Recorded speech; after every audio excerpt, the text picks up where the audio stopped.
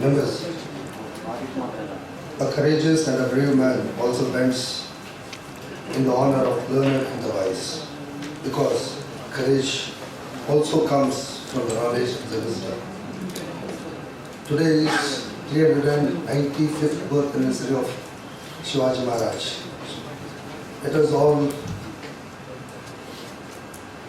appreciate that brave soul that has fought for this nation. Good evening, members.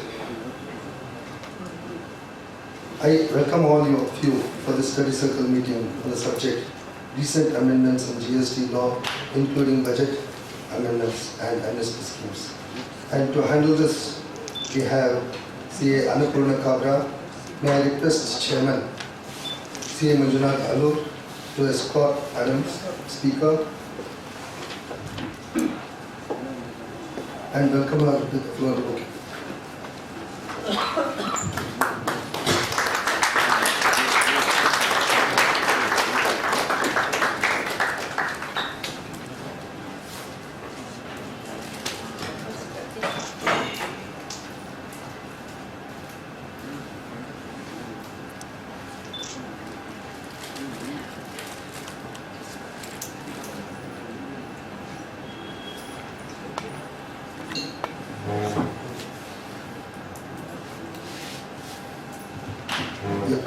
Before I reintroduce Madam Speaker, I request Manjunath sir, the Chairman, to speak a few words.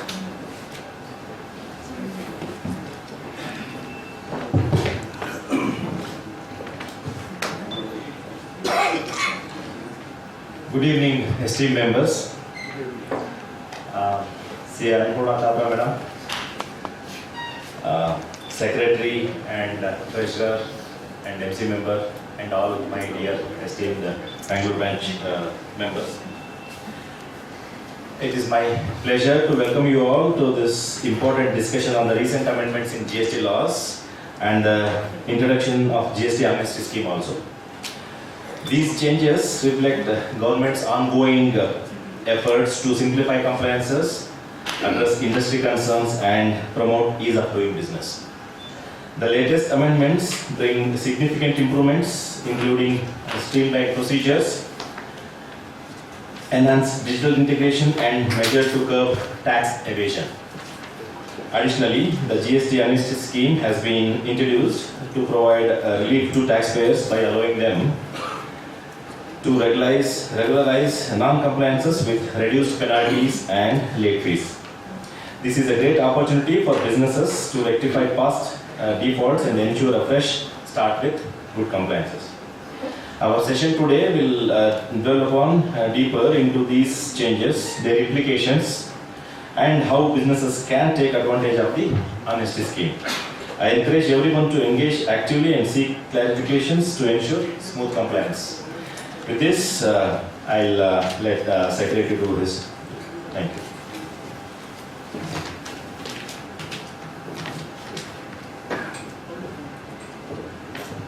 Thank you, Chairman sir. I have a privilege to introduce Madam Speaker today. Madam Annapurna D Kabra is a fellow member of the Institute of Chartered Accountants of India. She has completed her articleship under Rajkumar Hansnal & Co. at Gurgaon. She has completed her DSI and DIRM courses and conducted by ICI. She has contributed the articles on VAT and GST and is a regular contributor of articles to various professional journals, including the Bangalore branch of ICI, Karnataka State Chartered Accountants Association, SISC journals, IDTC committee of ICI. She has co-authored the book on Guide to VAT Audit and VAT Value-Added Tax in Karnataka. She has co-authored a book on VAT Audit for the Institute of Chartered Accountants of India. She has co-authored the background material on indirect taxes of ICAI. She has authored the technical guide for KVAT for ICI. She has co-authored the book on discussion papers on transactional issues towards GST. She has assisted in drafting background material on GST for ICI and technical guide to GST audit of ICI. She has co-authored the book on refund under GST and GST for KCA. She has contributed e-lectures on various topics in VAT and GST to DT Committee of ICA. She is a faculty to GST certification course as conducted by ICA, and she is a member of Bangalore Studies Group of ICA. She is a committee member for development of study modules for Karnataka State GST officers, and she is a regular faculty to Fiscal Policy Institute. She has co-authored the book on GST appeal mechanism for taxman publications. She has been appointed as chairperson of the State Taxes and GST Committee of Federation of Karnataka Chamber of Commerce and Industry. Apart from that, she has addressed gatherings of chartered accountants, tax practitioners, dealers, students and department officers on indirect taxation matters including GST in various forms. She is a practicing chartered accountant in Bangalore. With this brief introduction, I present before you CA Annapurna D Kabra, 4 to 1. Good evening to all the members here. First of all, I thank Secretary of this Bangalore Branch Committee for your kind words. And before I start my session, this is the first session after a new management committee has been appointed. So I congratulate to all the members of this Bangalore Branch Committee, and I'm really privileged that I am the first speaker for your session. But very unfortunately, I will be talking on the topic of the GST, which is a recurring topic, I think. And I think we'll be having many sessions on the GST. So with this, it's really privileged to talk on this topic. I have been talking on this GST. I think 3 months back also I had an opportunity to discuss on recent amendments.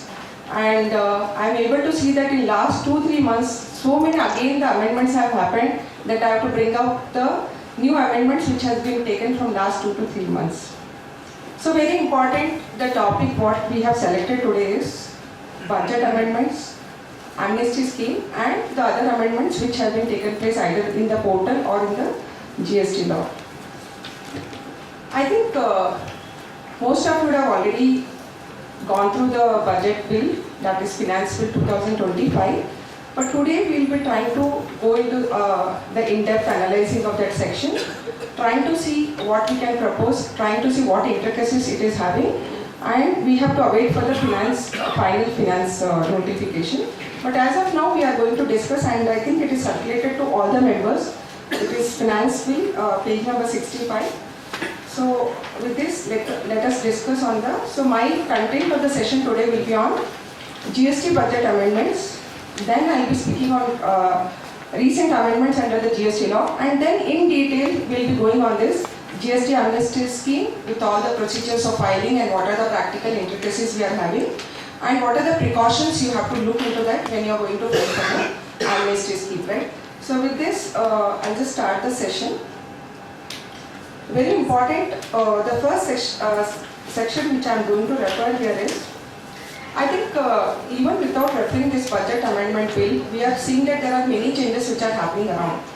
You would have seen the last 53rd council meeting, 54th council meeting and 55th council meeting where the major amendments have taken place in the GST law. So if you see in the Finance Bill 2025, many of the recommendations which are made in the 55th council meetings have been brought through changes in this finance bill by inserting a section or by making a changes in the section itself.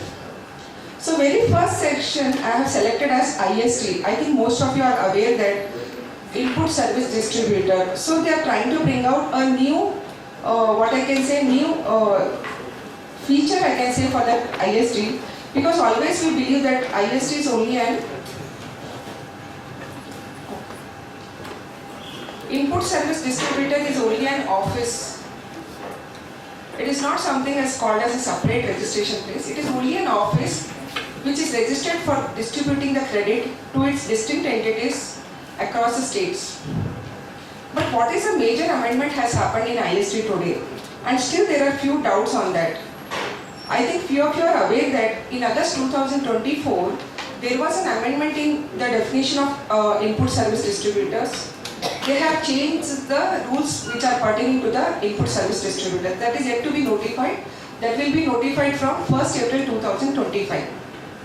But the changes they are trying to bring out is, here the credit which they are going to distribute also includes a credit which is pertaining to the reverse charge credit. See, as a ISD, I am not the person who is liable to pay reverse charge tax, right? I am the person, as a ISD, I am only supposed to take a registration, separate registration as input service distributor, and I am supposed to distribute the credit to all my distinct entities across India.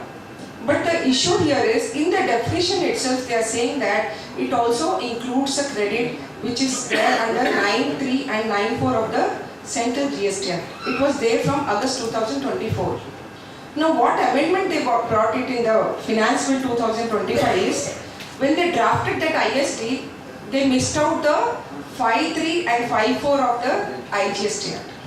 They missed out the reverse charge credit of interstate supply. They only incorporated the reverse charge credit of intrastate supply, right? So that was the amendment they have brought out through this budget finance bill. So they are trying to add, include an office of the supplier that receives invoices relating to interstate supplies liable to tax under reverse charge. Now the question for the ISD is, should I take a separate registration to make a reverse charge tax payments? Or whether the ISD itself is liable to pay tax under reverse charge. This is the open issue for all of us today because there is no clarity as such. Even though in the agenda they have stated that ISD is liable to pay under reverse charge, but only the mechanism is ISD as such is not having any electronic cash ledger. They are only having the credit which they are going to distribute across. So the issue is how they are going to bring out the mechanism of reverse charge tax credit. Will it pass from regular registration to an ISD and then they are going to distribute?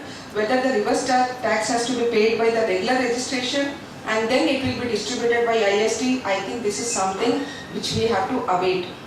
And this will be effective from 1st April 2025.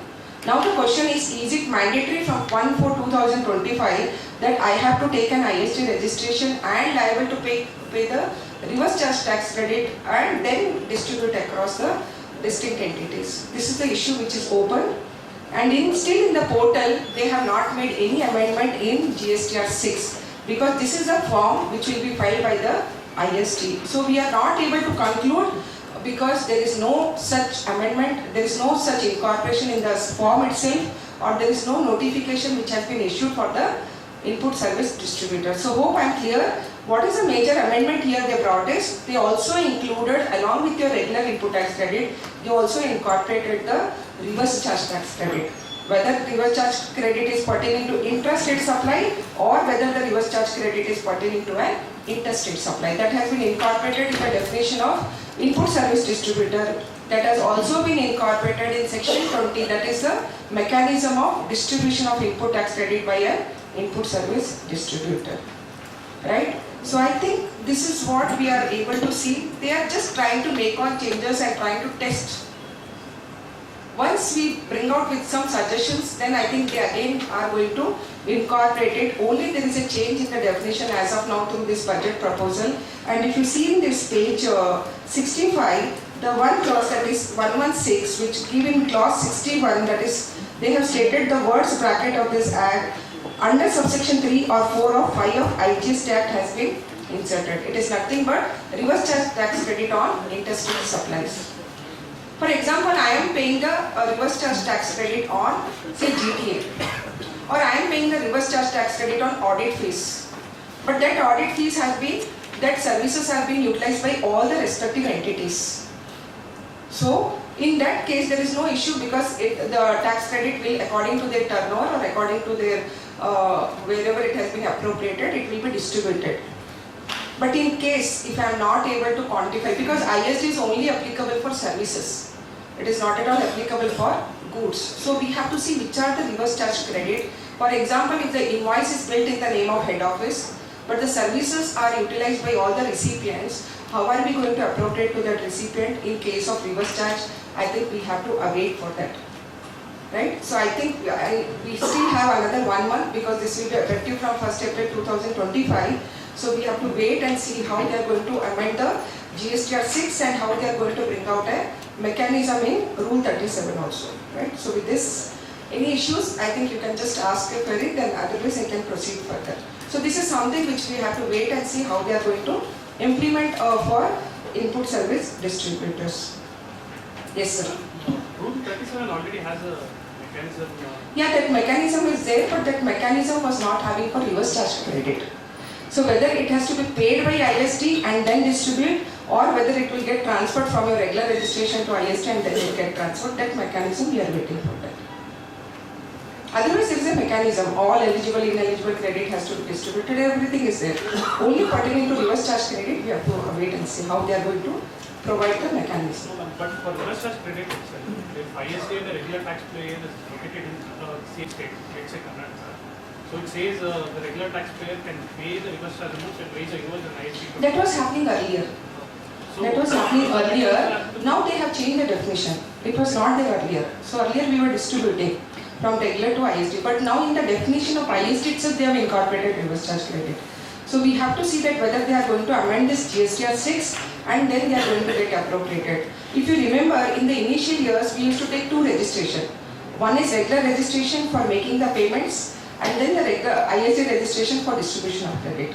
But now I think as they are incorporated in the definition itself, there is a reason behind that, and I believe that they are going to make the amendments in that IST itself, in that format of distribution itself. So we have to await and see actually, right? Next. Next very important, I think this, many of the amendments we are seeing after judgments from the High Courts and Supreme Courts. So basically, I think there is a lot of interpretations was there on the levy of tax on vouchers.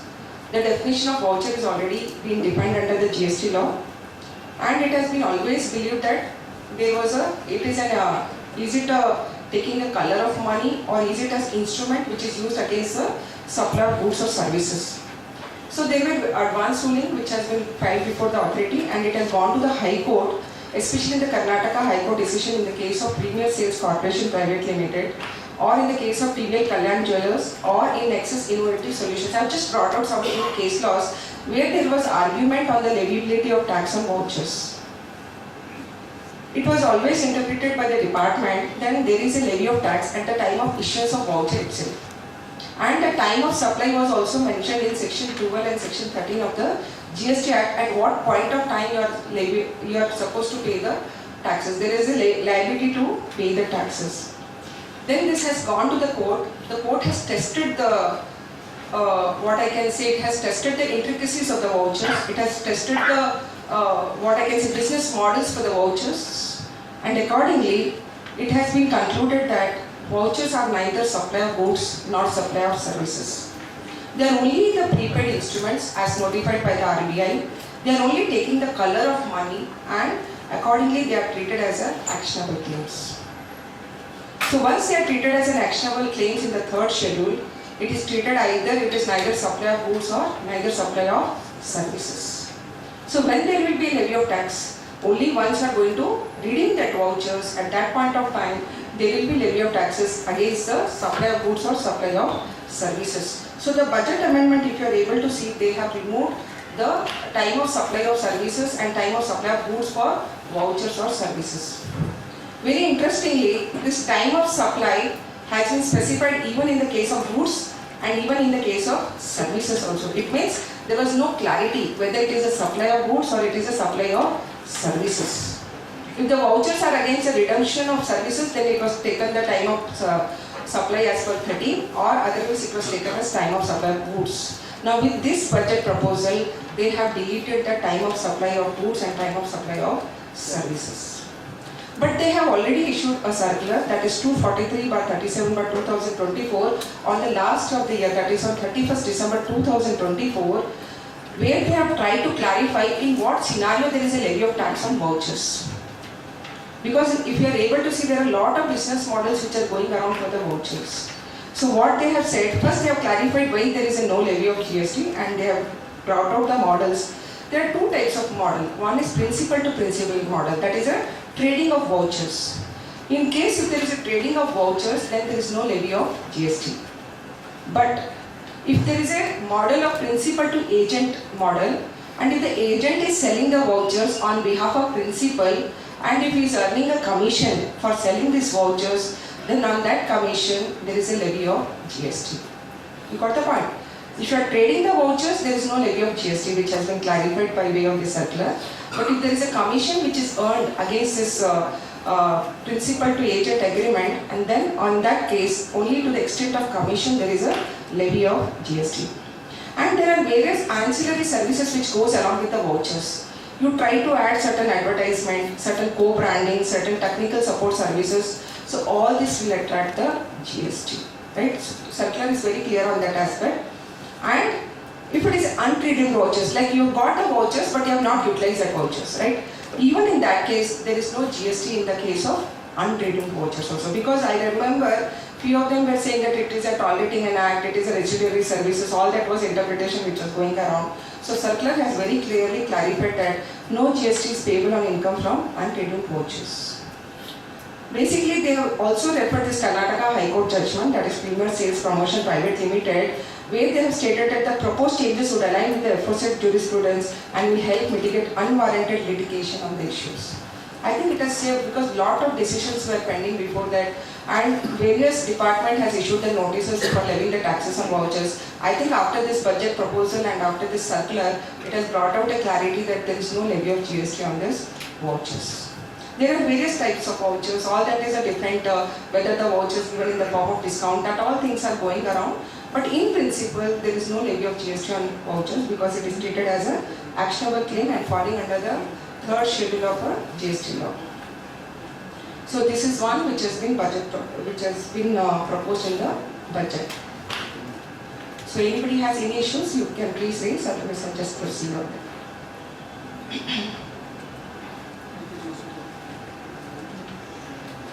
Next, I think, I don't know I should say something on this or not, because already there has been hue and cry from last 5 months. It created some spark, it created some hopes amongst real estate industries and construction industries, and I think few of them started celebrating also and trying to avail the credit. But I think this has reversed the credit, and I remember when this Safari decision was pronounced by the Supreme Court, and I was just trying to listen some of the councils where they have already stated that there is a hope that they can bring out this retrospective amendment in the GST law.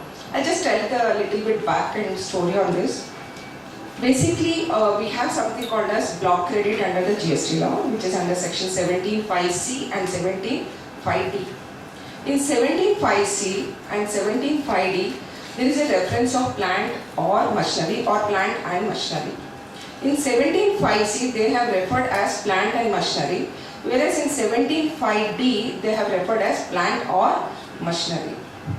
So this has gone, this was by the Orissa High Court in the case of Safari retreat decision, where they have read down this 17(5)(d), and this was taken before the Supreme Court. The Supreme Court has tried to analyze the differently as plant, and it has tried to technically analyze the machinery, because section 17(5) subsections D says plant or machinery. I don't know to what extent I am right or wrong. This or in Hindi it is called as or. In Hindi it is or means in English it is and. So there is a saying that this or, while converting from Hindi to English, instead of or and instead of writing and, they have written as or. And I don't know, they have also, it was also analyzed that already 2 states already made their changes in their respective state GST law by writing as plant or machinery. Instead of that, they have already amended as plant and machinery. This or was written as and was written as or, and because of that Hindi translation, it is believed that that has been written. That was the one more thought process which was going around. But anyway, the decision was favorable, though it was referred back to the Orissa High Court for technical analyzing on machinery. But it created a hope, it created a spark among the real estate industry, and they said there was a huge credit which was lying. Basically, this credit was a one where they were not able to avail, especially when they were providing the rental services. For example, if I am having a huge input tax credit for my construction of a building which I am going to lease it out or rent it out, I was not able to take credit because of 17(5)(d).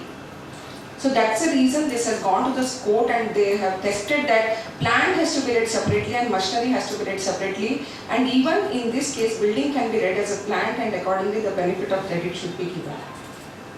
You read that judgment, it is I think you will find lot of analyzing on plant, machinery, lot of excise decision, Anand theatre, lot of decisions are referred, lot of technical analyzing is done. So after this Supreme Court judgment, they made an amendment in the section itself with retrospective effect from 1/7/2017. So many of the entities have already availed the credit, but they have not utilized. Why they have not utilized? If they would have utilized, they would have been liable to pay the interest. So many of the taxpayers, because of this decision, they have availed the credit and kept that balance in their electronic credit ledger. So tomorrow, in case if this decision becomes favorable, they can utilize against the other liabilities. But unfortunately, there is a budget proposal where they have already made an amendment by saying that it is a plant and machinery. They are going to amend that plant or machinery as plant and machinery, and even they have added the explanation to that, saying that for the purpose of clause D, it is hereby clarified that notwithstanding anything to the contrary contained in any judgment, decree or order of any court, tribunal or any other authority, any reference to plant or machinery shall be construed and shall always be deemed to have been construed as a reference to plant and machinery. So I think this is what is the story of this Safari retreat, which is there from October, I think it was pronounced in October first week of 2024, and today we are able to see that there is a amendment in the section itself. So I think that doesn't have, though it is there cannot be law of land because statutory provision itself has been amended. So whatever the credit they have availed, I think we have to work on that, whether it will become a cost or whether there is a further liability. I think we have to analyze for each case, and it is a huge cost. Many of the companies, to the extent what I know, they have planned to avail the credit from 2019-20. This is there from 2019-20, 2021, 21-22, 22-23. They have been accumulating all their credits. And now because of this amendment, they have to reverse that credit, and to that extent it will become their expense, and to that extent they have to capitalize to the extent of that building cost. So we don't know how this income tax implications will be there because of this reversing this input tax credit, because I think it will become a part of your building cost itself, and we have to, I think to that extent depreciation is also going to get deferred, and there will be definitely opportunity cost because of this amendment actually. So we are trying to work out for a few of the entities. We have to wait and see once it gets notified. Anybody wants to add something on this? Hope I am clear on this. So we understood or means and. Yes, so I think this is a fun of that section. But anyway, that is one more interpretation. But as of today, we have to understand that it is retrospectively from 1/7/2017 to be read as plant and machinery in your plant or machinery. Next, the very important, what I can say, amendment which is there in this budget proposal is pertaining to this credit notes. As we all know, section 34 pertains to the credit note, and the supplier can issue the credit note in the 4 instances: when there is a change in the taxable value, when there is change in the tax rate, when there is a sales returns of the goods, or when there is a deficiency in the provision of service. Now the very important, it has been like how we have 2A, 2B, where we cannot avail the credit unless it is reflected in 2B, or now we have IMS. I think few of them would have already filed the returns today, and we all are struggling with IMS, right? So similarly, in this case also, the department has already outsourced this task to the supplier. So whenever the supplier is going to issue the credit note, they also have to verify that your recipient has already reversed the input tax credit. You got the point? If the supplier, they have added a condition, I'll just read out so that it is easy. What they have added is, no reduction in output tax liability of the supplier shall be permitted if the input tax credit as attributable to such credit note, if availed, has not been reversed by the recipient, where the recipient is a registered person. So if it is a B2B transactions and if the credit notes are issued by the supplier, they also have to authenticate that your recipient has reversed the input tax credit. I think to a certain extent the IMS has to integrate with this section 34. Otherwise, and what document you will have? How are you going to assess this before the department? You believe it or not, this issue was there in my last year, one of the adjudicating proceedings, where the department has raised that how can I give you the benefit of credit note without knowing that whether your recipient has reversed the input tax credit. So in those scenarios, we try to collect the declaration from all our recipients saying that they have reversed the credit, though there is no specific circular which has been notified for that purpose. At least we had for 2B, 2A, we at least had 183 circular and 193 circular. But for this we did not have any circular, but still to authenticate the transactions, to verify the transactions, we collected the certificates from our customers, from our recipients, and we have tried to prove that the deduction of credit note should be given to the supplier because the recipient has already reversed the input tax credit. This reversal of input tax credit is only applicable in the case of discount as per section 15 subsection 3, where if the discount is given post supply, then the benefit will be given only if the recipient has already reversed the input tax credit. This was not there in 34. But now for all credit notes they have brought into this. So if you are really want to take the benefit of credit note, you also have to see that your recipient has reversed the input tax credit. As on today, there is no mechanism which has been provided to track that your recipient has reversed the input tax credit. We have to wait for the declarations, or you have to take a self-declaration from the recipient. I was reading in 55th Council meeting, something they are trying to incorporate Rule 67B. I was reading in 55th Council meeting, which is saying that it can prescribe the manner in which output tax of supplier shall be adjusted against a credit note issued by him. But till date, 67B has not yet been notified, so we have to wait and see how this is going to be executed in the portal, like with the IMS, how we are going to get certified. But I think this is an additional task to all the suppliers, and if you have 100 recipients or 1000 recipients, every month you are supposed to have a track from them, especially in the case of credit notes. We are already having a few issues before the authority for the initial years already, for the discounts, for the credit notes. I think few of you might be handling that issues where instead of reversing the input tax credit, they have paid on the output tax. All that things are going around, but I think this is something they are trying to bring out as a liability or the responsibility of the supplier itself. If they are not taking the benefit of this this tax liability reductions, if they have to take it, they also have to substantiate that it has been reversed by the input tax credit. I just want to give a practical instance which I was just representing 2 days back. In one of the taxpayer case, in the initial year, I think few of them would have already experienced, I think Rashikar also can tell me on that. Initial year in 2017, 18, 18, 19, 19, 20, few of the distributors were following the practice of, in case of credit note, they were treating it as an income and they were offering the tax on that output instead of reversing the input tax credit to the extent of credit notes. And I think it is pending before all these appellate authorities. So now what the department has issued the notice, you have not reversed the input tax credit, you have paid the taxes on output tax, right?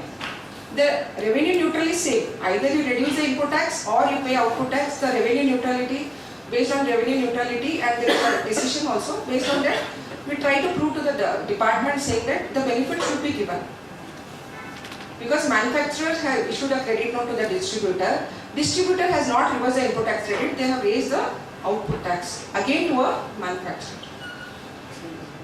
And I don't know, Maruti Suzuki case which is pending before the High Court on this case, where they are trying to prove that they have not availed the credit on this invoices which they have received from the distributors. But the issue is, on the basis of revenue neutrality, I agree that there should not be any levy of GST.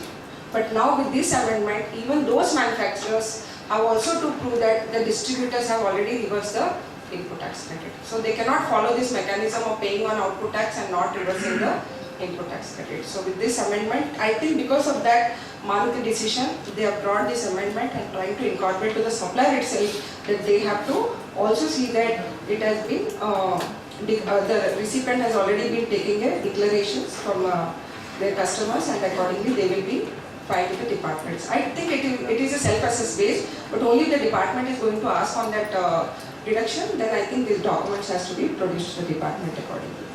You have to wait and see how 67B is going to be notified.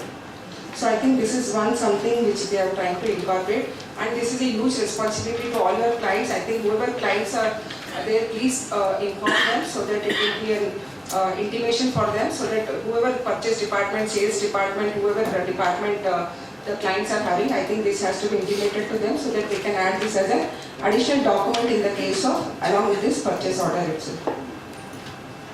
Next. Any doubt on this? Any points on this credit note? So you want to add something?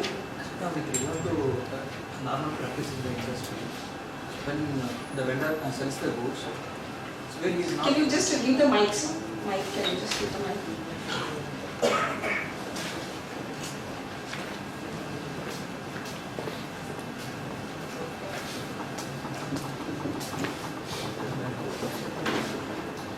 Thank you, ma'am. A normal practice in the industry, when the vendor sells the goods, when he is not receiving the money, what he will do, he will pass the credit note in the following month. How we have to safeguard ourselves? So this is practice. It is CA practice. Yeah, I think, see, basically, credit notes are not meant for bad debts. Or credit note is not meant for this kind of situations. Basically, we are trying to issue that credit note so that we can raise a fresh invoice. But in practice, the credit notes can be issued only for 4 scenarios. So either they should be, in case of services, you have to try to prove that there is a deficiency in the services. Then only you can issue the credit note. Not because you have not received the money from the customer, then that credit note doesn't fit within section 34. But still the practice we are able to see that change in the taxable value, change in the tax rates, we are able to see that, but that is not a correct practice. 100 rupees you will issue an invoice, 90 rupees you will raise a credit note. If you are taking 100 to 100, that is not fitting within 34. Right? So you have to prove why there is a reason for issuing the credit note. Right? Otherwise, because you are not receiving any money from the customers, that is not the reason to issue the GST credit note. I know a lot of financial credit notes are also getting issued. Yes, I know that. Regard to one more, so in the cement industry, we do get 5 kind of the credit notes. One, rate discount, target, then other 194. Reimbursement. Yeah, the reimbursement. Incentives, other incentives all that. Yes, yes. And it is pending. 5 also. Yes. Many are not 5, there are many I can say. Even this declarations of the goods, they will issue the debit note back to the manufacturer. All those reasons are there, and we are litigating for that. It is pending before the authority. Because the most discussion today, the way the first authority is not able to conclude is only on the discount aspect. Because manufacturers are passing on those discounts, whereas they are levying the taxes to the distributors and traders. I think most of you are aware that in your you are either reducing from your purchases or you are showing us income in your books of accounts. In the portal will reduce, madam. So apart from that, there, so a lot of transaction in the ledger extraction. Yes. At that time we are facing the issue. Yes, yes. This is a practical problem, and there is only one circular today, 92 is there. 105 circular they are withdrawn. Actually, this all scenarios were covered in that circular 105 2018, but that has been withdrawn, and today we have that circular of 92. So you can refer that 92 for 2018 circular. Next. The most important is filing of appeal, where we are very much aware that if there is any order which is having the taxes, interest and penalty, we take up 100% we pay in case of admitted tax, and 10% we are going to pay as a pre-deposit in case of disputed tax. This is a general provision which is there in the GST law. Now they have added a provision to that, saying that in case of any order demanding penalty, if you have any order which is only penalty, it is not talking interest and penalty, it is talking an order which is having a penalty without involving demand of any tax, no appeal shall be filed against such order unless a sum equal to 10% of that penalty has been paid by the appellant. So earlier this was not there, now they brought into this section, and still it is yet to be notified. So till that, if you have any order, please file the appeal. because till that you may not be required to take pre-deposit, because once this get notified, you are supposed to make a pre-deposit of 10% of penalty. Especially in the case of this e-way appeals and other kind of penalties orders, earlier it was 25, now they have made it as 10%. And even this similar amendment is there even when you are going to file an appeal before the GST tribunal also. So for the penalty orders, earlier there was no pre-deposit required except for e-way bill, because e-way bill it was 25%, now they made it 10%. Now they have incorporated that for all kind of penalties. Not only 129 penalty, even 125 penalty or 127 penalty or 122 penalty, whichever penalty you are having order, that if you are going to litigate, you are supposed to make a pre-deposit of 10% of penalties while you are filing an appeal. Otherwise it is not treated as valid appeal. Right? So this is one of the proposal which they have made it in the budget 2025, in the finance bill 2025. Next. Very important. Track and trace mechanism. You know, this kind of thing was already inbuilt from VAT regime, but it was inbuilt with the department. It was never brought into the section itself. But now they are going to incorporate in the section itself, and this will be notified for specified commodities, or I can say sensitive commodities or risk-prone commodities. So already the department has made a list of commodities, and still soon it will be notified. And they have tried to come out with a new definition. They are going to give an identification marking for those kind of goods. What is that marking they are going to give for such kind of goods? Basically, I presume that those goods can be tobacco, those goods can be scraps, those goods can be steel, those goods can be plywood, cement. That is what I am presuming, or some speculative, some sensitive goods. Anyway, we have to wait and see which kind of goods they are going to notify. But they have already defined unique identification marking. Means unique identification marking referred in clause B of subsection 1 and includes a digital stamp, digital mark, or any other similar marking which is unique, secure and non-removable. So the department is going to implement this very soon, and they are going to track it with that unique marking. They are going to track the movement of goods. They are going to notify with their system. They are going to integrate with their systems, and it is only applicable. They are going to specify what kind of goods they are going to notify, and also they are going to specify the class of persons who are in possession or dealing with such goods to which the provision of such section. So it is not only applicable to goods, it is also applicable to class of dealers who are going to possess those goods. So I think a lot of warehouse, godowns, whoever are keeping those sensitive goods, even those will come into this unique identification marking. And they will bring out a system where they will enable this application. They will prescribe the marking on such goods, and whoever is persons, they have to see that all their goods are having a unique identification marking. They have to provide all this information, whatever has been asked, and even this will be applicable to the machinery, few kinds of machinery, based on this identification capacity, duration. So I think based on that they are going to identify that and face such amount in relation to the system. So I think they are going to collect some system related fees also from those taxpayers. In case if you are not going to comply with this track and trace system, then in addition to all your existing penalty, there will be an additional penalty of 1 lakh rupees or 10% of the tax payable on such goods whichever is higher. So we have to wait and see. Once the commodities are there, I think if you have the respective clients or taxpayers, you have to inform them and you have to add this additional procedure so that it will be tracked. Today already RFID is tracking your movement of goods through your e-way bill. So this will be an additional unique identification marking in along with your RFID which is there for your e-way bill transactions. Yes, we'll wait and see what kind of goods and packages they are going to cover here, but this is what has been proposed in Finance Bill 2025. Then this GST 7 return which has to be filed by the government entities, it is effective from 1st November and they have to start filing from this October 2024. Even though there is a nil transactions or nil TDS, they have to file the nil return, but they have to, all these government entities, even though there is no TDS, they are supposed to file the nil return. So till now, only if there was a TDS, the GST return was mandated. But from October 2024, even though there is a nil transactions or there is a nil TDS, GST 7 has to be filed by the taxpayer. Now they are going to come out with multi-factor authentications. So if your turnover is above 20 crores, then your username, password and OTP will be sent to your registered mobile number. So each time you should keep on calling your clients. Or your owner, the director, most of the time is on plane. So I think we all are experiencing this. And for taxpayers with ADU exceeding 5 crore, it will be already effective from 1st February 2025. And for all other taxpayers, they are planning to implement this 1/4/2025. So they are trying to bring out this multi-factor authentications, all this around. And this will be. And in case of ITC availability, in case of X-Works, they have already sent it.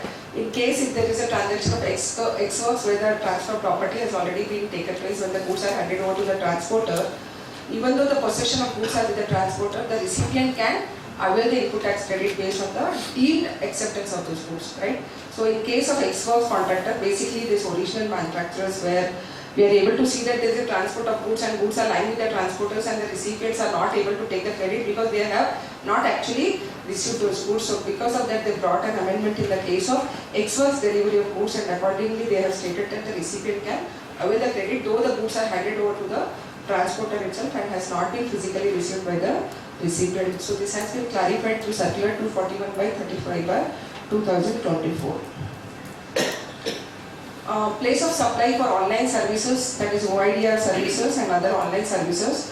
It is very important that they have to also recognize the recipient name and address.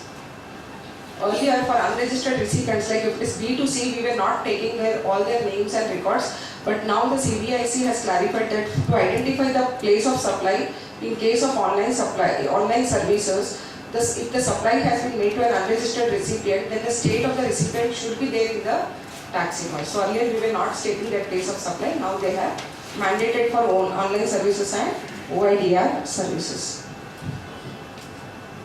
Then ITC eligibility for these e-commerce operators who are liable to pay tax under 9(5). So as you all know, there are many services like restaurant services where the e-commerce are paying the taxes under the reverse charge.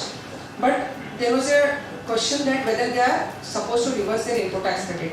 So there was no clarity as such. So now they have clarified that there is no requirement for them to reverse the credit even though they are paying the taxes under reverse charge. And to that extent, they can utilize the credit including their platform fee for their other services or for their own services. So there is no requirement of reversal of credit for e-commerce operator under 9(5) of the GST Act. So basically there are few services which have been notified under 9(5). It is like passenger transport services, hotel booking services, housekeeping services. So in those cases, the e-commerce operator, there was a confusion around this, so they have clarified that there is no requirement to reverse the input tax credit. I think a few of them already experienced this. Now in table 12, what we used to do, we used to consolidate all B2B, B2C under one HSF. Now they have mandated by way of advisory saying that you have to bifurcate B2B and B2C fields in table 12 of your GSTR 1 and 1A. So whatever you would have filed your GSTR 1 and 1A, this is from February. So I think from next month it will become a mandatory. So I think this is one more additional task which you are supposed to do when you are going to file your. I think 10 days are not enough. Am I right? From 10th of that February to 20th of February, I think it is not enough, right? You have to first file GSTR 1, then file GSTR 1A, then verify your IFS. You will be struggling in between IFS and 2B. By that time, you will get 20th March or 19th March, 19th Feb or 20th Feb, and you will file the GSTR 2B. I think 10 days you are totally engaged in reconciling, and I don't know till the filing of your GSTR 3B. So this is one more additional, they have added a task where in table 12 you have to bifurcate. Please inform your team also, because this is something they are trying to bring out as a mandate in your table 12. They will bring out with a table drop down with B2B and B2C transactions. So you have to bifurcate with all the HSN codes. So HSN is very mandatory now in table 12 of your GSTR 1 and 1A. They are planning to bring out hard locking of auto-populated liability in 3B. In case your 3B is showing 5 lakh credit, today you are availing 5 lakh 50 also. Yes or no? Though it is showing red color, blue color, green color, we are filling 5 lakh 50, right? Because our books is showing 5 lakh 50. We don't want to lose that credit. Whether our supplier is going to upload in next month, previous month, we don't know. But now they are planning to bring out hard locking of auto-populated liability in GST 3B. So you cannot change it. But that is yet to be notified. In budget also in Rule 37, 38, sorry, Section 38, 39 they are planning to bring.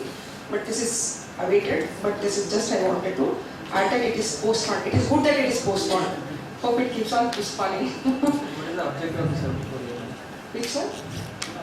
They are going to exercise this option, and what is the objective of this section 74? I know it doesn't have any there. It is redundant.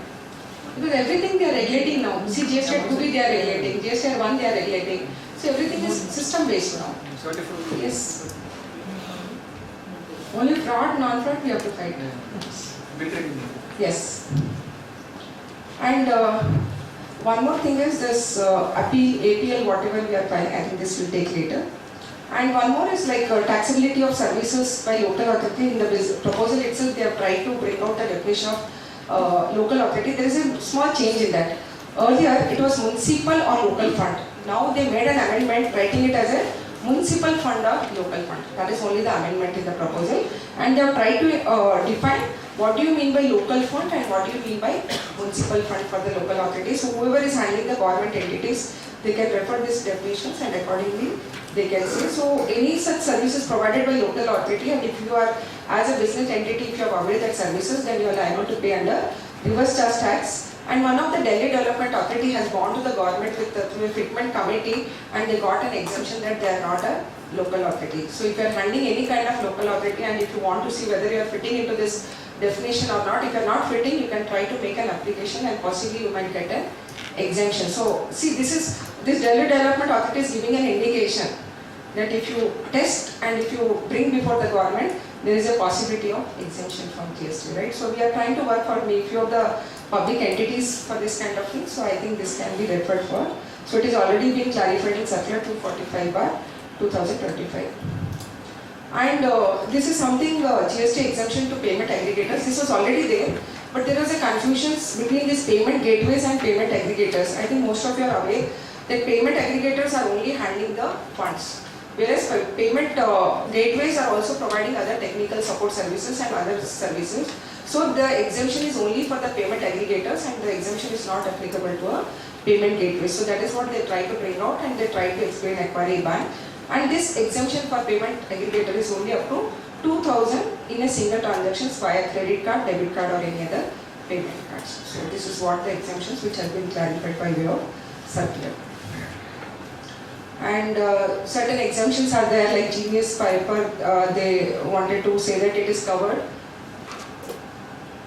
and it is applicable at 5% rate, and then earlier it was saying that 5%, but they brought out saying that the person who is dealing with resins is called as an agriculturist. So to that extent there is no levy of GST. So dried pepper is exempted, resins are also exempted. So if an agriculturist is supplying resins or if it is supplying dried pepper, they are not liable to pay GST.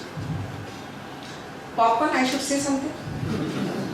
Already you would have read a lot of things in around medias, including newspapers. But anyway, finally they clarified very recently, saying that 5% GST if it is other than pre-packed and labelled, 12% GST if it is sold in package and labelled because it is having the essential characters of namkeens, and 18% GST if popcorn is mixed with sugar, thereby changing its character to a sugar confectionery, that is a caramel popcorn.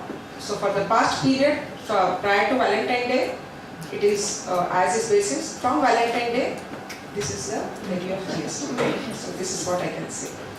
And for AAC block, that is autoclaved aerated conclave, if it is having more than 50% flying ash, it is leviable to tax at 12%. So as is basis, till now I don't know where is the legality of that. So many notifications, so many circulars you will see today, as is basis. What do you mean by as is basis? As is basis means there is no levy of taxes for those, and if you have already paid, you are not going to get refund of those transactions. That is called as is basis. I was trying to test where is the validity of this, where is the legality of this as is basis.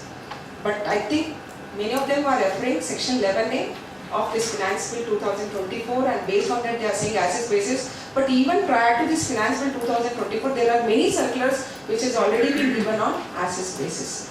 So I think we have to look into that aspect also. We have to wait and see how that has to be tested. And compensation cess for motor vehicle, anyway they have tried to bring out this ground clearance, and they have tried to say that 22% cess will be applicable from 26 July 2023. So these all are the things which are there, and I think this is one more important thing I would like to highlight. This is applicable only up to March 25, that is 31st March 2025, where they have tried to bring out a circular, I can say, or a notification to clarify that based on section 47, if you file 9 and 9C, then it is treated that you have complied by section 47. It is a complete return, only if you file GST 9 and 9C. Now there is a confusion around that if I am going to file 9 and 9C now, from the financial year 2017 till 2023, if I am going to file now, whether I will get a waiver of late fees. The waiver of late fees is applicable only for 9C. It is not applicable for GSTR 9. So if you have already filed GSTR 9 and if you are supposed to file GSTR 9C, then you are going to get a waiver of late fee in exceeding the late fee which has been specified in 47. What is 47 late fee saying today? 100 rupees maximum to 0.25% of your turnover in the respective act, right? So now they are going to give a waiver of late fee, and please see that if any of you have not filed the late GST 9C, please file it so that you will get a waiver of your late fee. But if you have not filed 9, then you will not get the benefit of waiver of late fee. So very important, many of us are confused with this, but this is applicable only for 9C and not for 9, right? So this is what I think. If you read this circular also, etc., this notification 8/25, and please, it has to be filed before 31st March 2025. Then you can get a waiver of your late fee. This is applicable only for 9C. Next. This is also going around, reverse charge for renting other than residential dwelling. So this is anyway there from October 2024. Many of us, I think, wherever our landlord is unregistered and we are running our business entity, we are liable to pay tax under reverse charge because it is for the commercial purpose. Now they have just made an amendment that as a person, if I am a composition dealer, then I am not required to pay any reverse charge tax on that commercial property, right? So that is what they have brought an amendment. So from October to Feb, it is again as is basis. If you are paid, well and good. Not paid, no issues, but it is not applicable for a composition registered person. So this is what the amendment which they have brought out. Then various electricity transmissions or distribution utility, we are finding that the notification was referring as electricity transmission and distribution. So now they have made an amendment by saying that electricity transmission also, if they are making any ancillary services, even those are exempted, and if the distribution utilities are also providing the services, ancillary services, even those are also exempted. So earlier it was transmission and distribution. Now what they changed it, transmission or distribution. So you remember plant or machinery was replaced as plant and machinery. So now transmission or distribution, and it was, now they have changed it to or. So any of the utilities, if they are giving all this incidental or ancillary supply to the transmission and distribution of electricity, then it is exempted, and for the past period it is on as-is basis. So IMS, I think we have to wait and see. So this all will further. And this is also one more important amendment. If the research and development services are provided by government entities, if you are against the grants received from government entities, so if the government entities, schools, universities or any other institutions which has been recognized in income tax under 35, all those institutions will get an exemption from GST if they are going to get a grant from a government entities, right? So there was a confusion for the earlier period because the department was saying that you are providing research and development services, so accordingly the grant is taking the color of consideration, and accordingly there was a levy of GST. So they have clarified saying that for the period from 1/7/2017 to 9/10/24 it is as-is basis, otherwise it is exempted from GST. Even though grants are received by this kind of institution, there is an exemption from levy of tax on grants. But very important is the grant should be received from government entities. If it is from private entities, then it will have an implication of GST. So we have to look into that aspect also. Now, because this regulated entities for this default loan, they were charging the penal interest. Now they are charging the penal charges. So now the issue is whether those banks or financial institutions, whether they have to pay GST on those penal charges. So they have referred this liquidated damages circular, that is 178 for 2022, where they have stated that this is not, this agreement, whatever the agreement, the loan agreement is there, it is only for the performance of contract and not for the breach of the contract. So penal charges are collected only when there is a breach of the contract, so there cannot be any, then that penal charges cannot be called as a consideration against the supply of services. So accordingly, there is no levy of GST on such penal charges. So if your banks are levying in any of your case, I don't want any of you should pay that also, including me, but if you are paying, please see that there should not be any levy of GST on such penal charges. Yeah, this is one more very important, and this is applicable only, just check if up to March 2025 you have to work on this case also. This will be effective from 1st April 2025. This is applicable only where the restaurant services are provided in specified premises. Please, it's not a general all restaurant I am talking, it is restaurant services which are provided in a case of a specified premises. What do you mean by specified premises? It is a premises where the supplier has providing a hotel accommodation services having the value of supply of any unit above 7,500 per unit per day. So for example, 2024 and 25, I also provide restaurant services, I also provide accommodation services. And if my room rental is exceeding 7,500 per day, then that will be called as a specified premises. So in those scenarios, the restaurant will have two options. Either they can go with 18% with ITC, or they can go with 5% without ITC. Otherwise, the rate of tax for restaurant is 5% without ITC.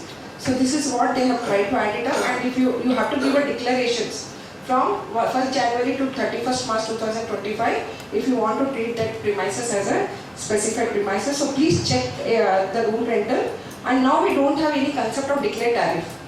You have seen many hotels are looking into the declared tariff, and because earlier the definition was referring the declared tariff. Now with this amendment there is no concept of declared tariff, it will go with the actual value. Because in some of the seasons you will collect 10,000, in some of the seasons you might collect 5,000. So if it is exceeding 7,500, that hotel will be called as a specified premises. In that scenario, the restaurant will have the option of charging 18% with ITC or 5% without ITC. And this is effective from 1/4/2025. This is not applicable for this year. It is applicable from 1/4/2025. But for this year, you have to check whether is there any levy or is there any amount where they have charged more than 7,500. Even if it is for one day also, it will fall into that specified premises. So you have to check that also. And the declarations are provided. I request all the members to refer 5/2025 and 8/2025. They have given three kind of declaration. Two kind of declaration is where you have opted for new registration, or where you are giving a declaration that this premises is a specified premises, and the third declaration is you want to opt out.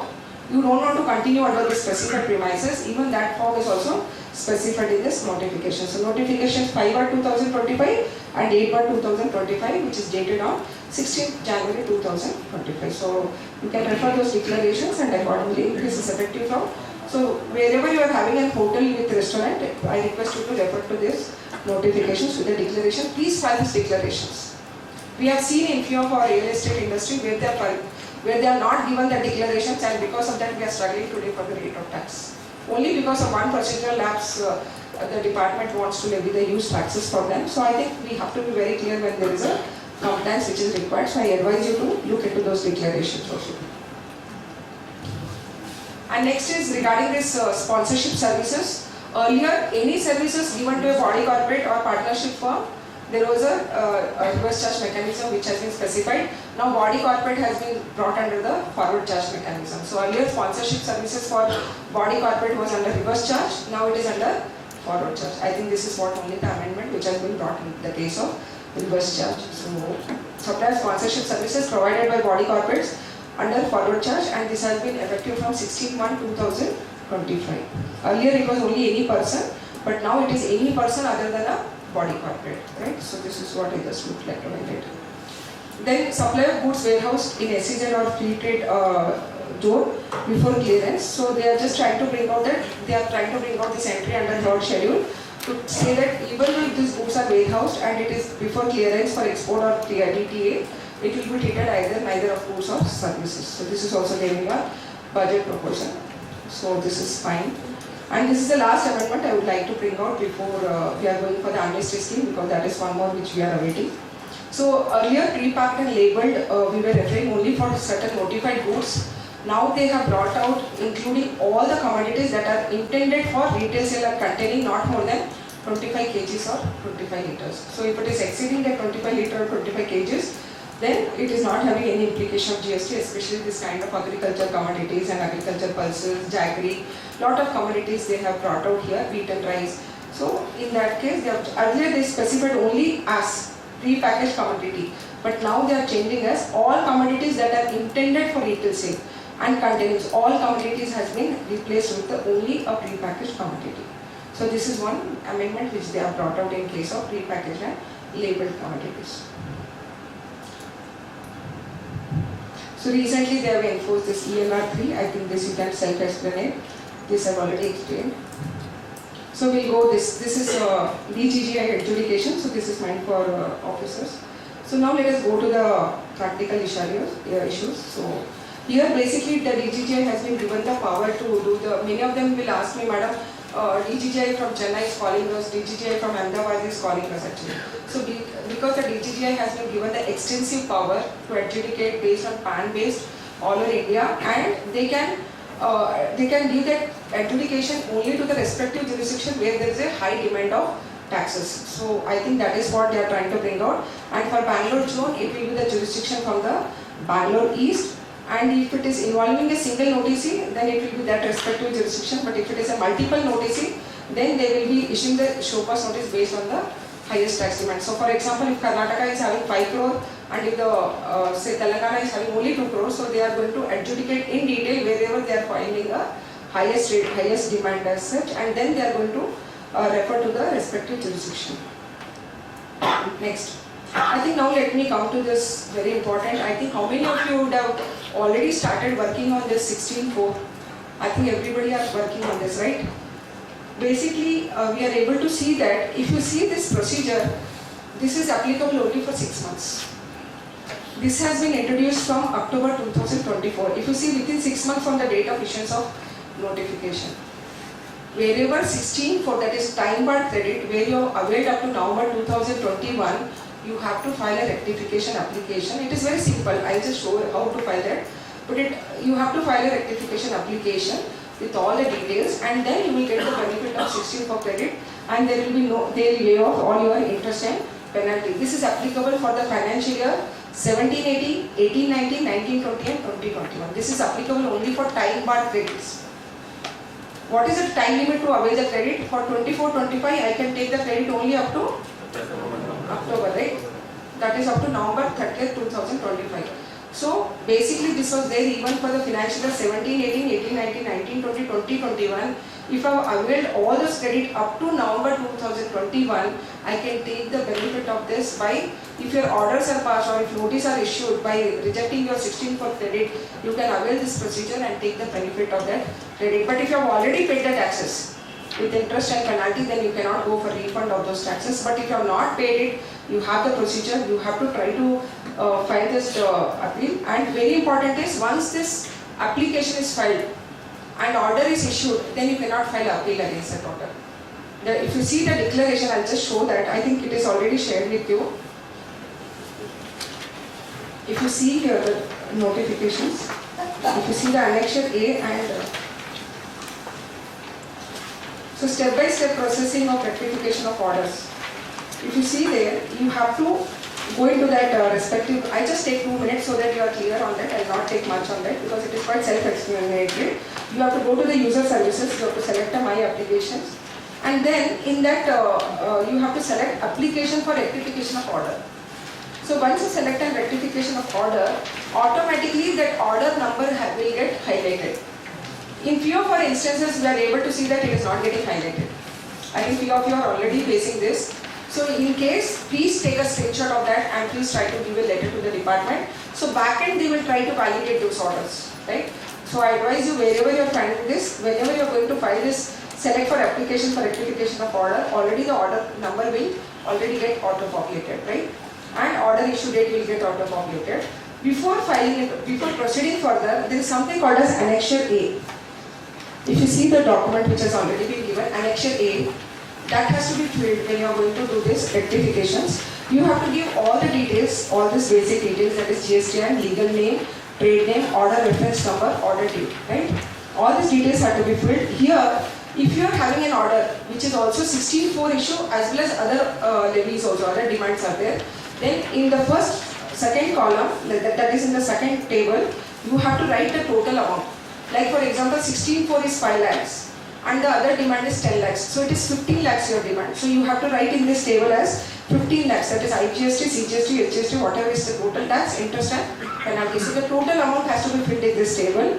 And out of this, which is pertaining to 16.4, that you have to fill in table 3. So for example, for 16.4, how much it was? In my example, it was 5 lakhs. So that 5 lakhs has to be filled here. So automatically that 5 lakhs will, based on that order, it will get auto-populated in B. And accordingly, you have to give a declaration saying that I undertake that no appeal under 107 or 112 is pending against the order against which the rectification application is filed. It means what? This can be applicable only if the order is concluded or the notice is issued. But if already your appeal is pending before the appellate authority, then you have to get concluded there. You cannot use this rectification for your 16.4 issues. So there you have to try to pitch into the appellate authority, try to get an early date, try to conclude on these issues. And few of the submissions you have already given a letter to the, I think many of you would have already given a letter to the authority. I advise you make it as additional submissions. Refer to this notification, refer to this circular and try to say that based on this amendment we request you to give the benefit of 16.4 in our appeal order. If you have not done, I advise you please make an additional submission and file before your appellate authority wherever your order is pending, right? So you cannot follow this procedure in case if your appeal is pending before the authority or if the investigation is around. So that is what I have added here. So wherever investigation or audit processes are in pending, demand notice, they have to conclude based on 16.5. The tax already paid or input tax credit. So if it is already filed, in this case you have to get concluded and then proceed for taking the benefit of this. So this is the procedure. You please file Annexure A here and then give the reasons and attach this Annexure A again here. Attach this Annexure A, enclose that Annexure A, and if you want to give any other proof, your demand order, whatever you want to enclose, please enclose all those annexures and give the reasons for rectifications. You have to give reasons as because of 16.4 time limit, because of this circular, I want to take the benefit of that circular and notification, and accordingly I request you to please give me the benefit of this 16.4 credit. So based on that, you will get a benefit of that and you have to give a verification and already it will be accepted. It is a very simple process. But please be diligent. The more it is easy, the more it is dangerous. So you have to be very diligent. You have to check again which kind of order, because we are seeing many types of orders are around. So please be diligent whenever you are entering such files, because there is no option for revision of this kind of applications. So all these details are there. Annexure A I have already discussed, so all these things are there, right? So this is what is there for 16.4 and 16.5 and 16.6. Next we have something called as Amnesty scheme. How many of you already started working on Amnesty scheme? Started filing? Is it successful? You got an order, something kind of? No, it's just an application. So already applications are filed completely without any glitches? Only SQL2, right? Not SQL1, because it is still not activated. Yes. So before my presentation include everything, I can say I have made all the analyzing of sections, rules as well as circular, but for a brief discussion, I will be just giving you only in brief so that you can just understand what are the requirements for this filing the amnesty scheme. And I advise everybody that this amnesty scheme, if you have to apply, only the payment has to be made prior to 31st March 2025. Don't be very hurry in filing this SQL1. First, try to see that payments are made prior to 31st March 2025. What are the kind of payments it is accepting? Is it a payment which you have already made? See, there are various types of scenarios we are able to see in the amnesty scheme today. Your order is having certain demands. You have already made a pre-deposit, or already the department you would have already paid during the time of investigation, or already the departments are doing the recovery of those taxes, right? So there are various scenarios before going into this amnesty scheme. Now the most important is, if you have to go for the amnesty scheme, you have to pay 100% taxes.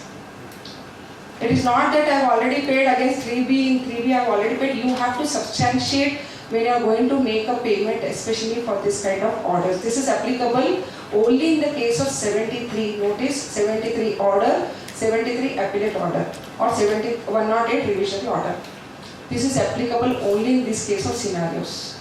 This is not at all applicable for 74 orders. It is applicable only for 73 orders, right? First important point. It should be either 73 notice, it should be either 73 order, or it should be 73 appellate order, or it should be either 73 revisional order. And most important is the department is trying to see that pre-deposit of that amount 100% is paid before you are filing the declaration, before you are filing this application. Now, I just come out with the circular how they have clarified in what scenarios, all that. But very important is 73 has to be imprinted in mind. I have seen few of them are advising that okay, you can go for 74. No, it is only applicable when 74 is converted to 73. And that can be done only by the appellate authority. 74 to 73 cannot be done by an adjudicating authority. Based on section 75 subsection 2 of the CGST Act, it can be done only by appellate authority. So whenever you are receiving 74 order, please file the appeal immediately. Try to get it converted. We have seen in few of our instances we are able to get 73 order and we are applying for the scheme. So many of the procedural issues, I think especially central notices, many of them are under 74, and basically they have issued 74 for procedural lapse like 2A, 3B, GST 9C, all that procedural issues, and recently the decision was there, I think it was this Xiaomi which has been come out saying that 74 cannot be issued for this kind of compliances, procedural compliances. So I think based on that we are able to see that few favorable decisions are coming where they are converting 74 to 73. Please apply for that if you want to avail the benefit of Amnesty scheme. We are trying to pitch into the appellate authority itself. We want a early hearing so that we can go for the Amnesty scheme. So wherever your orders are pending for 74 and where you think that it doesn't have any characteristics of 74 and it has to be converted into 73, please make an application immediately, and I think in few of the cases they are also giving the hearing on priorities. And the next, yes, I'll come to that. I'll just finish this flow and then I'll come to your questions. The next very important is, it is applicable for the financial year 2017 to 2019. Only for 3 years. 17-18, 18-19, 19-20. So only for 3 years it is applicable, not beyond that. Whereas 16-4 was applicable for 4 years, this amnesty scheme is applicable only for first 3 years. I believe that they would have given till date. But anyway, they have given only for 3 years, and anyway we have to wait what they are going to come out. This has been pronounced in 53 council meeting. Already I have told you what kind of demands it is. And 74 already I have told you that it is not applicable. And very important is, I'll just give a scenario. Today you got an order. You are very happy with that order, right? Out of 10 issues, 8 issues officers have agreed.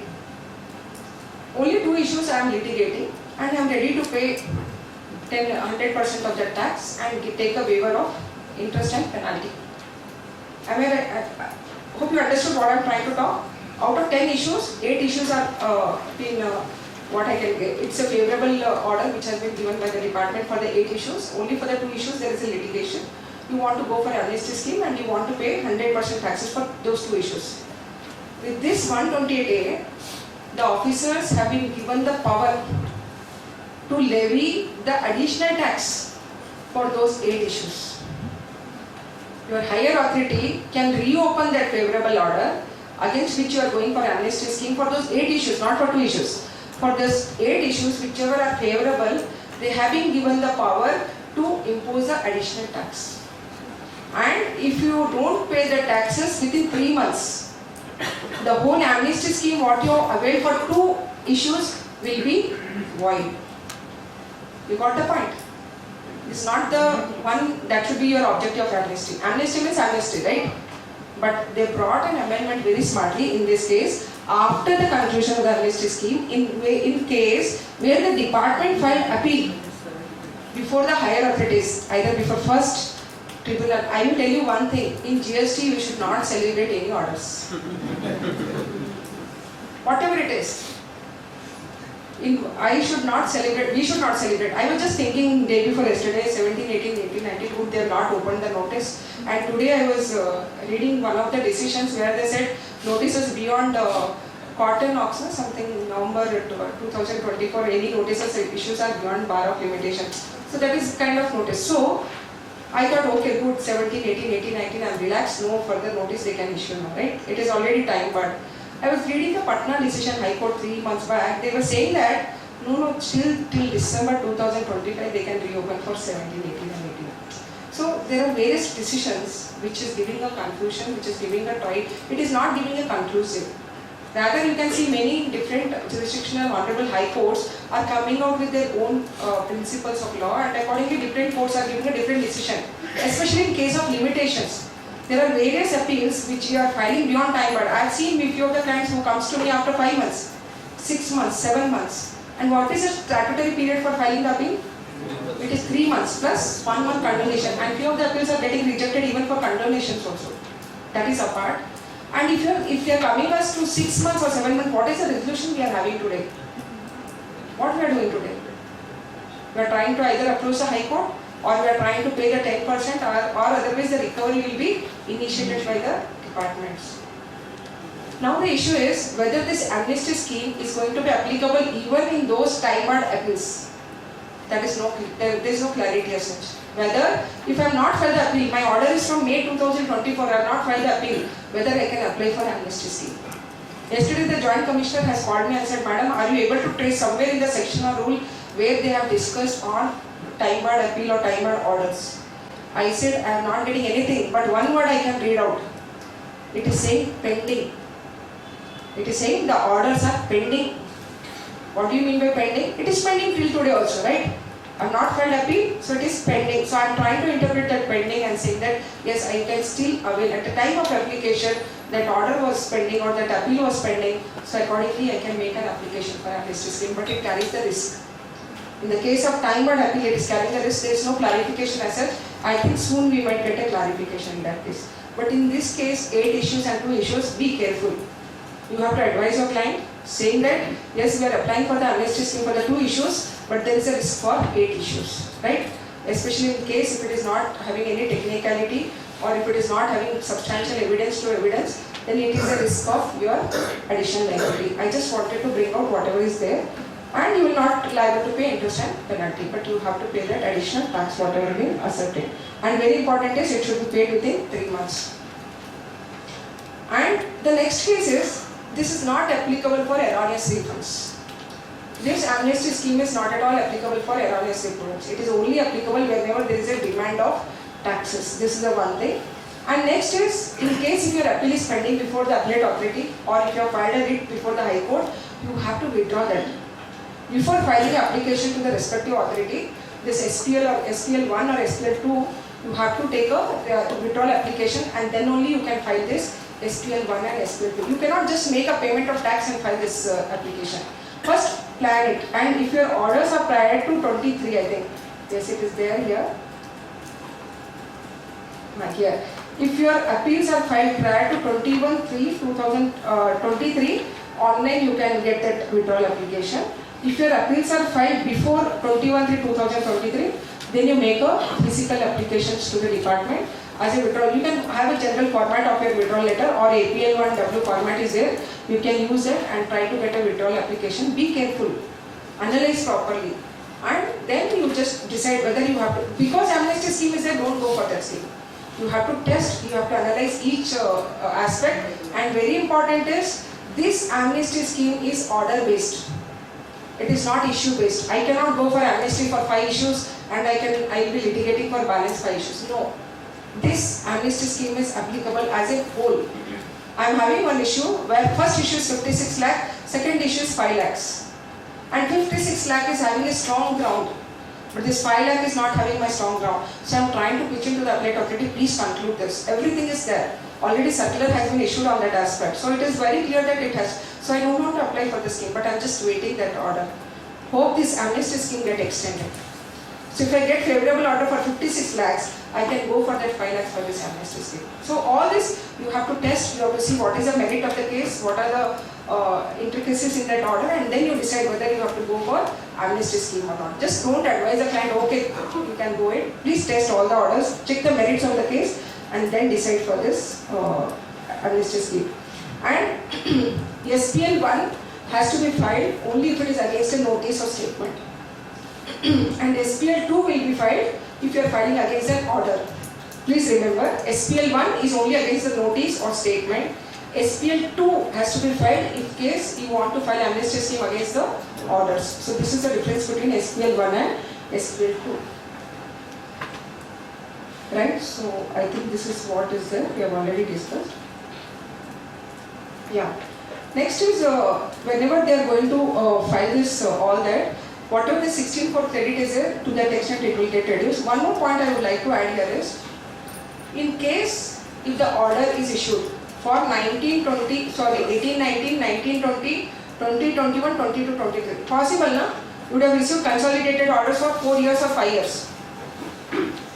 Though this is pending before the courts, I think Kerala High Court has said it is valid, they can issue a consolidated order with multiple show cause notice. That is independent, but today you are having an order which is having pertaining to 4 years. What is that 4 years? 18, 19, 19, 20, 20, 21, 21, 22. You want to go for amnesty scheme for 2 years. Can you go? Yes or no?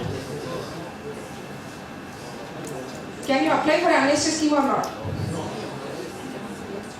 I mean, you say yes or no? Yes. You can go for amnesty scheme for 18, 19, 19, 20 only if you make the payment of taxes for 2021 and 21, 22 also. 164 sub 216. 238 circular has said that if you want to go for this scheme for 19 to 18, 19, 19, 20, you should also pay the tax for 20, 21 and 21, 22. 21, 22 you should pay with interest and penalty. Only for 18, 19, 19, 20 you will get a waiver of interest or penalty. Is it not injustice? They would have just given, okay, for 2 years you enjoy, for other 2 years you can litigate, right? But that is what has been incorporated in 128A, where they have stated that if you want to go for the scheme in case of consolidated order, you have to make a payment for all the 4 years. And for the third and fourth year, you have to make with interest and penalty. So you have to be careful in those scenarios also. And whenever you are going to file an application, try to add this withdrawal application also along with that. And SPL1 we have already discussed. I think I'll just share all this. I just want to bring out only the important points. Yes. So once SPL1 or SPL2 is filed, the department is going to issue a show cause notice in SPL3. And as a taxpayer, you have to reply in SPL4 if there is any intricacies or if there is any issues in your SPL1 application.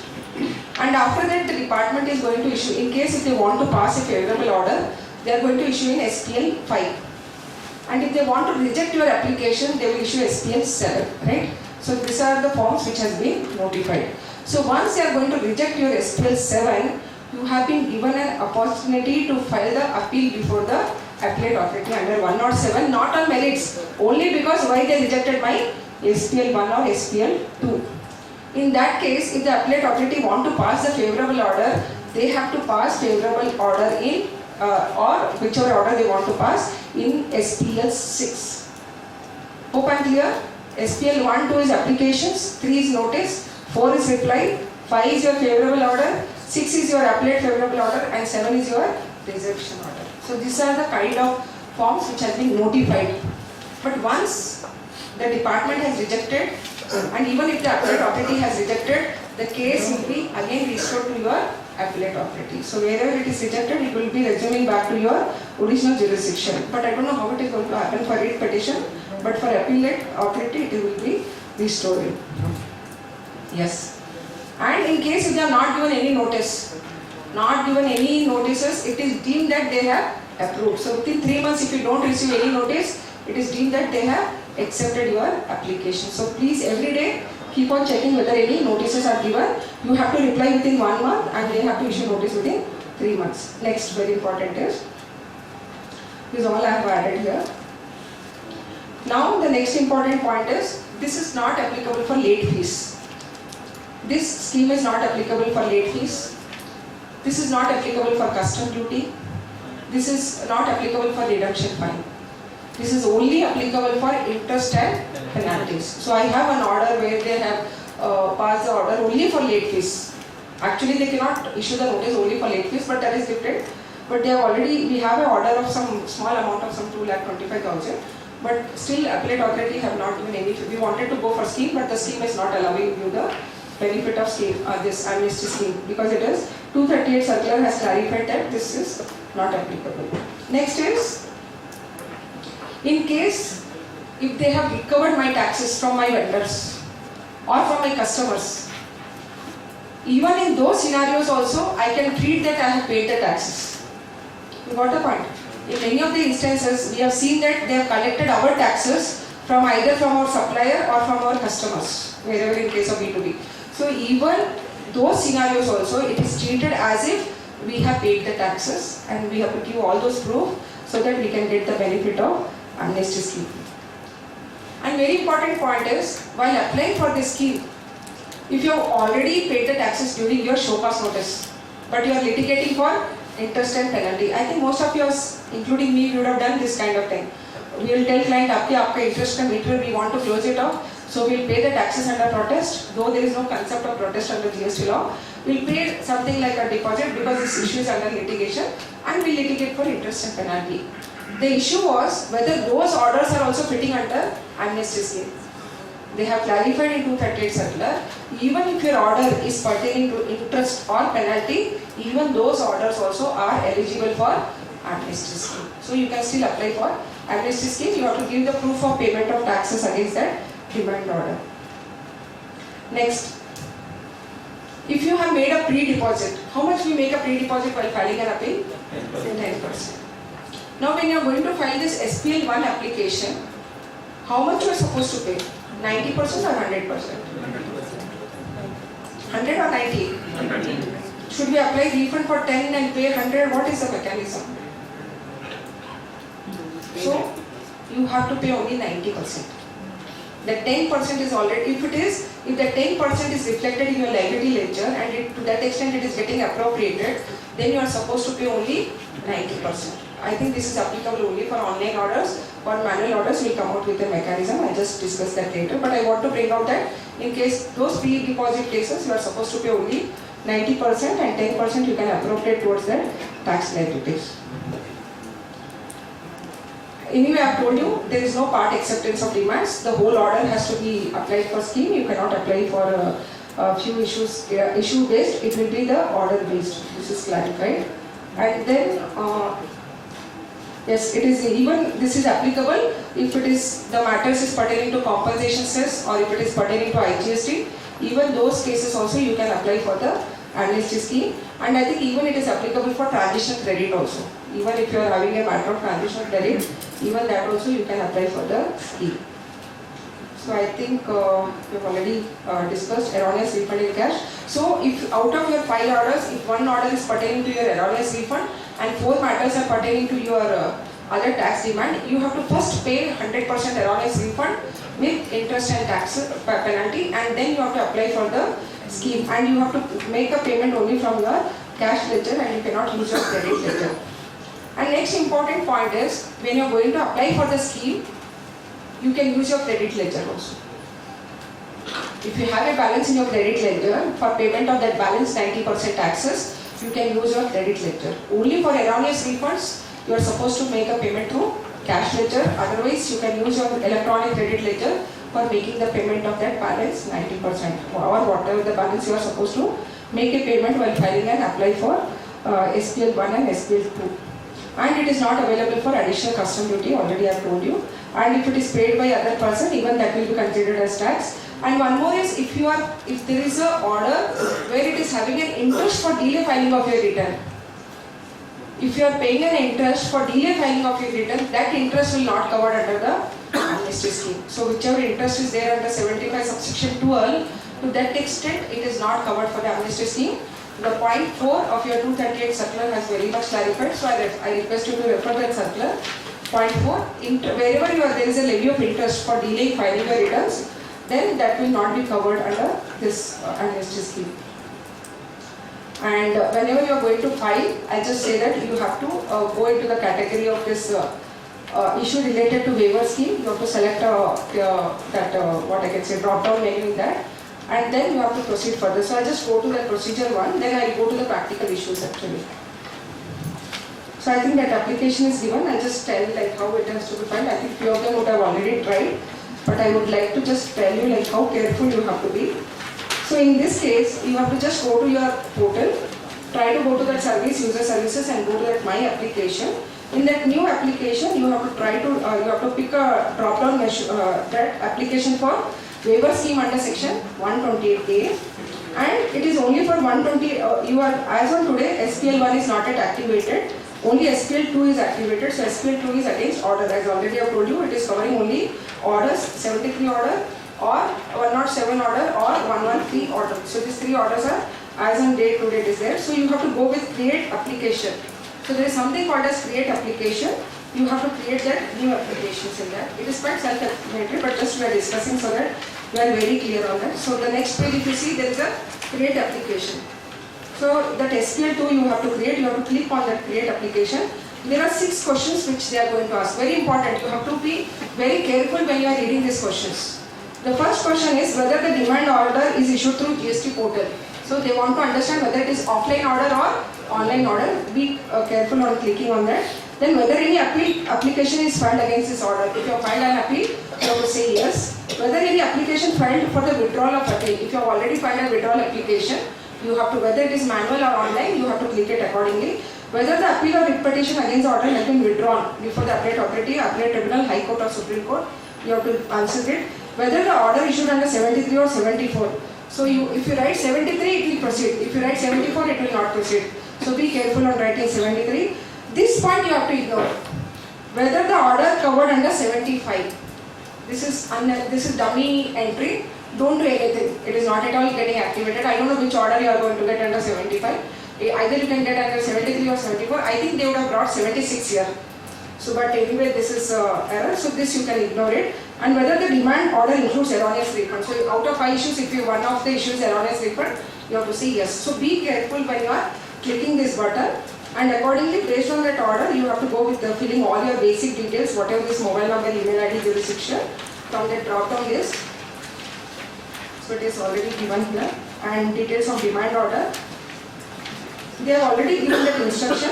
And very important is, few details will get auto-populated. Once you write a demand order, automatically the quantification of taxes, interest, penalty, everything will get auto-populated. So accordingly, you have to make a payment. And if you have already made a payment to DRC3, very important in the case of amnesty scheme, if you have already made the payment to DRC3, you have to integrate with DRC3A. And then only you can apply for the amnesty scheme. Directly through DRC3 you cannot apply for the scheme. So first you have to appropriate the DRC3 through DRC3A, and that will get appropriated against the liability, and then only you can file this SPL form. Right? So any payments you have made to DRC3, I advise all of you, please look into the DRC3A, appropriate it, and then you file this SPL1 and SPL2 application. And whenever you are going to file the application, reduce the demand pertaining to 16.4 or 16.5, whatever we discussed on the time bar credit. To that extent, your liability should be reduced if your order is having that amount, and balance amount should be computed. So automatically it will take care here. And so this is what I was just trying to add up here, right? It will map up with that DRC3A, what I was talking here, from DRC3A. This will take map up from DRC3 to DRC3A, and it will be map up against that respective order, right? And few of them were asking, madam, we received manual order. We don't have order which is uploaded in the portal. How to proceed for that? So they have given the mechanism in the instruction itself that you make a payment to DRC3. You will get an ARN number, and that ARN number you have to add it in this table 4 in your SPL2 now.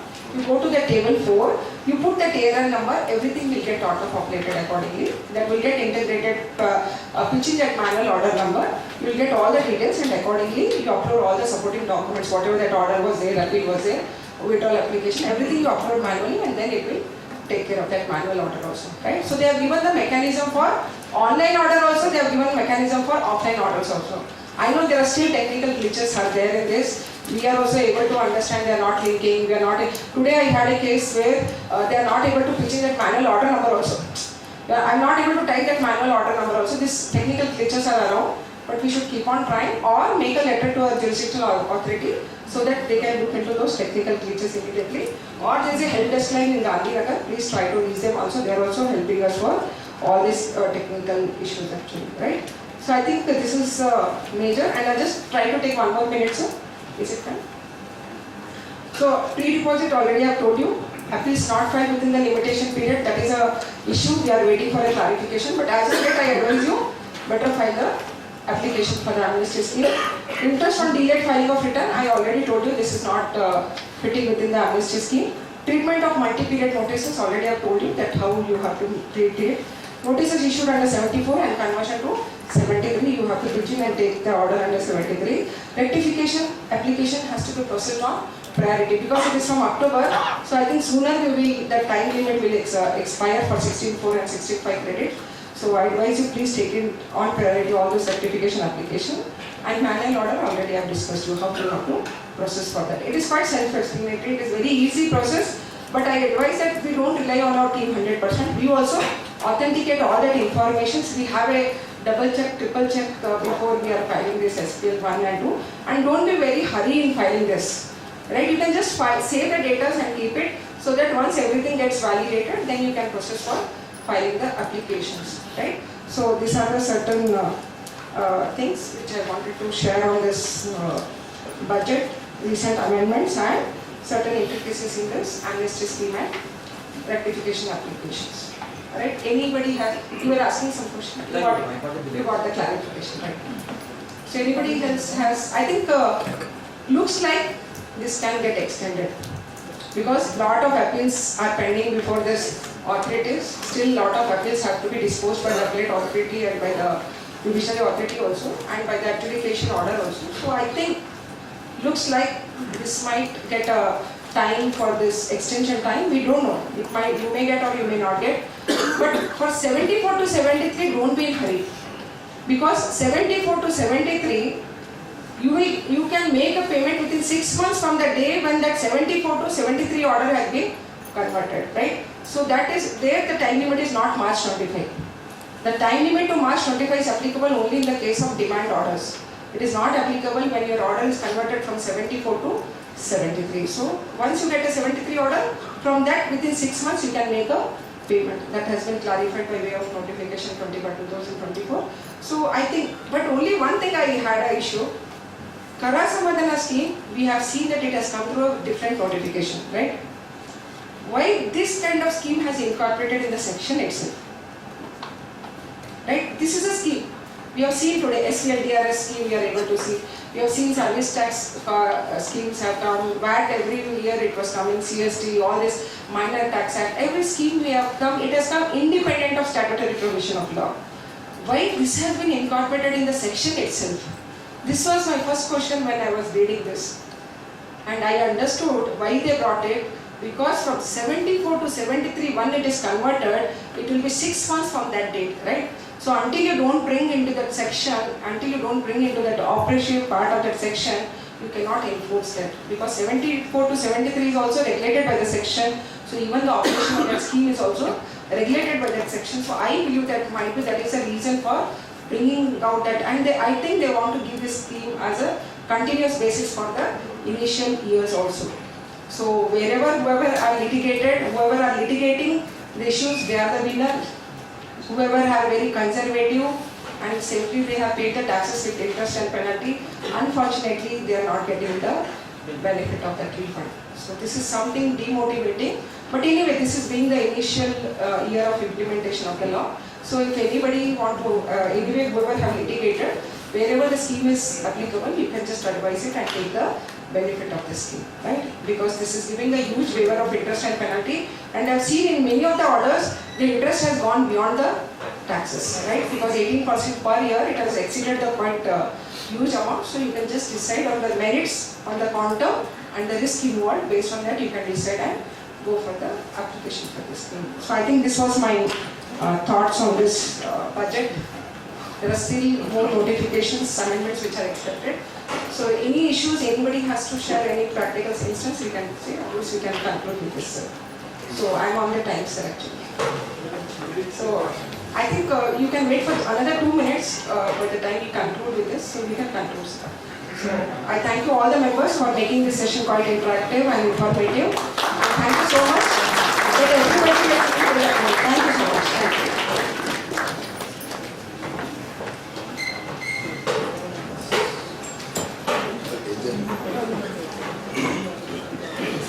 Thank you, madam. Members, we have an announcement.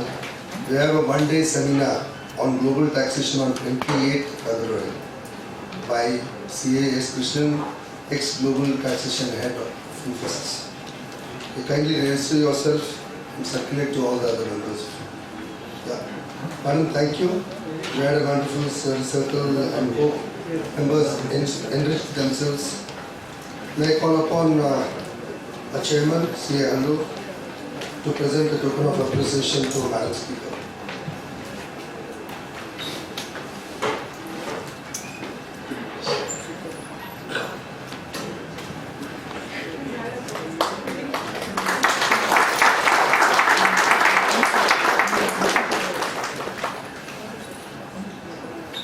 Thank you one and all. Good night.